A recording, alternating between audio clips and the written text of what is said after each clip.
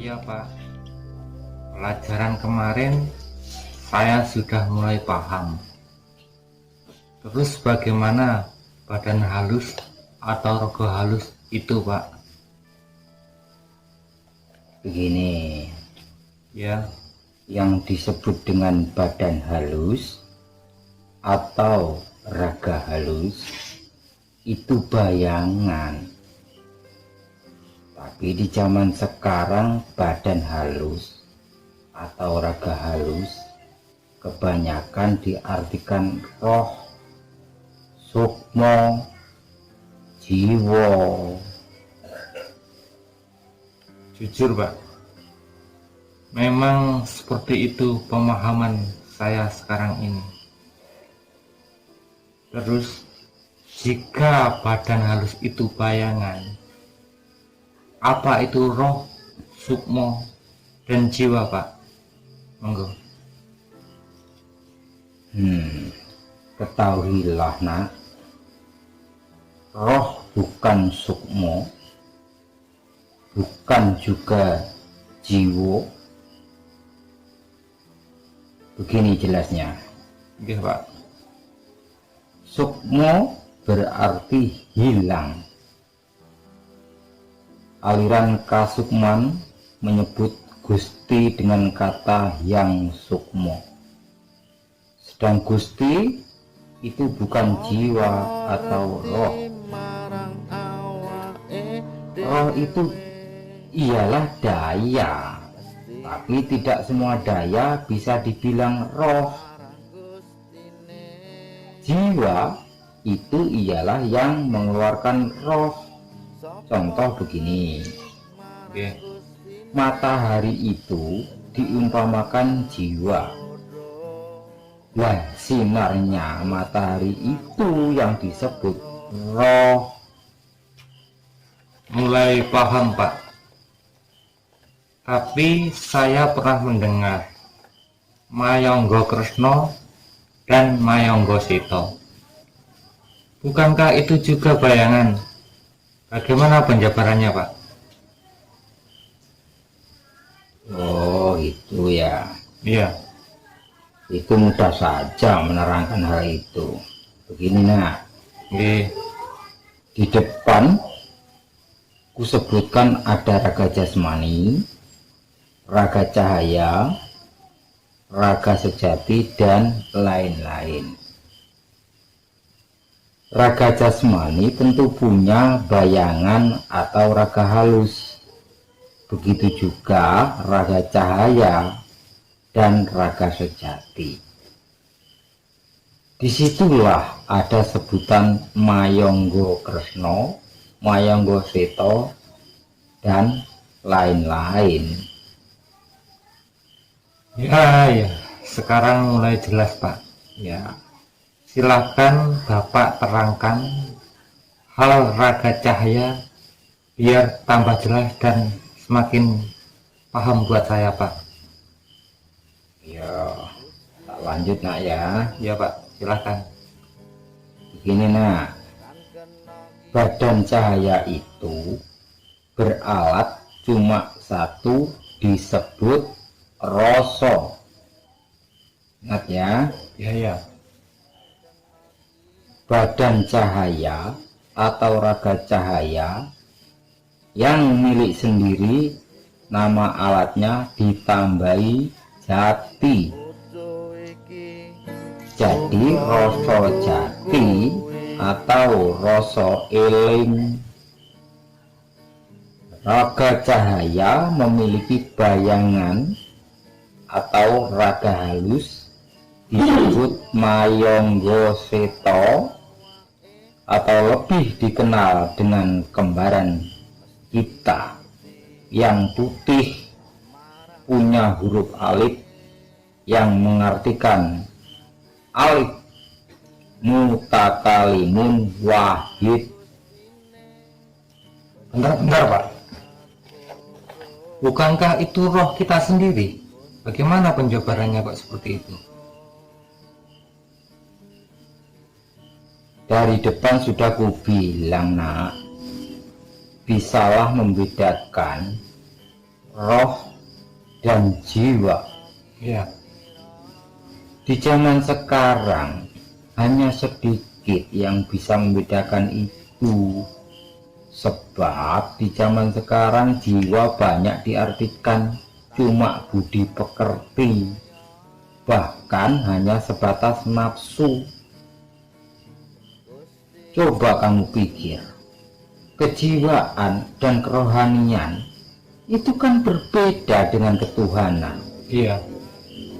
Kejiwaan dan kerohanian masih seputar kebatinan, sedang ketuhanan bukan hal seperti itu.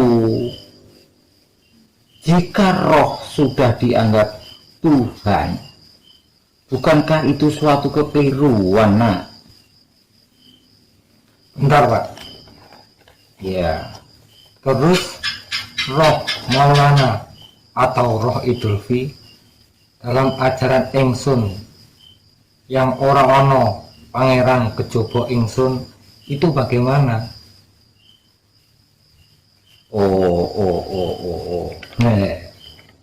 Anak si bobolan si Biung. Nggih. Kamu malah tanya bab sastra Cetha Wadiningrat itu, nak. Ya, terus sekali, Pak. Itu jalan simpangan, satu ke tempat enak atau surga, satu ke tempat tak enak atau neraka. Di pewayangan sering disebutkan itu, nak. Siapa tahu Sastro Jendro Hayuningkrat, jika raksasa matinya seperti manusia yang sempurna, jika manusia matinya sama dengan dewa-dewa yang mulia. Ketahuilah, bab Sastro Jendro biar lebih berharga dari nyawanya, tapi harus diingat jika tak salah menerimanya. Sebab jika salah malah bisa kamu jadi telur lagi, nak. Iya, Pak. Loh, yang dimaksud salah menerima itu yang bagaimana? Begini, nak. Iya, Pak.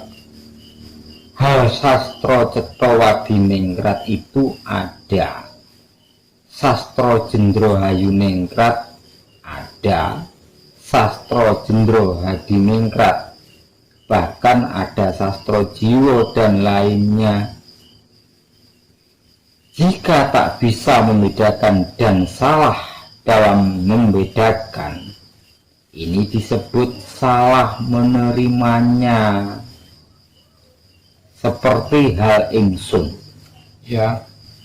Ingsun itu bisa kamu, bisa juga Ingsun itu aku, bahkan Ingsun bisa bukan kamu juga bukan aku. Sedang di zaman sekarang setaunya Ingsun itu aku. Iya, ya, Pak. Terus gimana selanjutnya biar jelas dan semakin saya bisa memahami, Pak? Monggo. Ini, nak, sabar aja dulu ya. Dicukupkan dulu saja hal Ingsun dalam ajaran Sastro Cetha Wadiningkrat. Yang penting diingat, Ya. semua manusia itu tak pilih pria apa wanita, kaya apa miskin, bajingan apa orang hebat sekalipun, badan jasmani, bahan-bahannya ya sama. Yang membedakan itu campurannya atau adon-adonannya. Seperti bikin kopi susu, ada yang kepahitan, ada yang kemanisan, Iya. dan lain-lainnya. Tidak sama meskipun bahannya sama. Maka dari itu belajarlah terus, nak.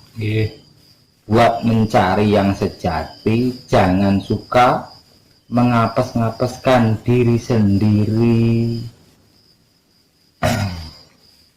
Jika begitu, silahkan Bapak terangkan hal rogo cahaya atau badan cahaya, Pak.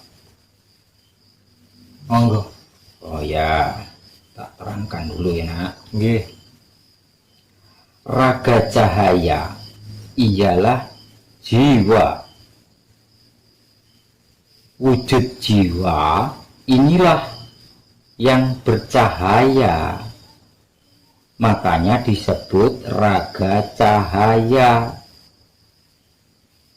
Sinar dari inilah yang disebut roh. Disinilah kenapa roh itu daya, tapi tidak semua daya bisa dibilang roh.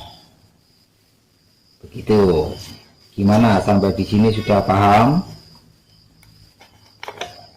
Iya, Pak.